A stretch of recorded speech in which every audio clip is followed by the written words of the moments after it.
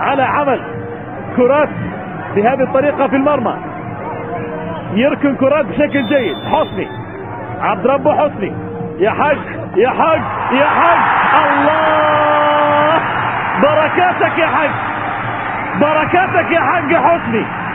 الثالث للنصر، خلصها حق حسني وسجل الثالث للنصر. بركاتك يا حق، هدف ثالث، هدف ثالث نصراوي عبر الحق حسني، يسجل الثالث للنصر، الثالث للنصر. ركنة جميلة جميلة جميلة، حاول معها خالد ناصر، لكن بركاتك يا حق حسني يسجل الهدف الثالث للنصر.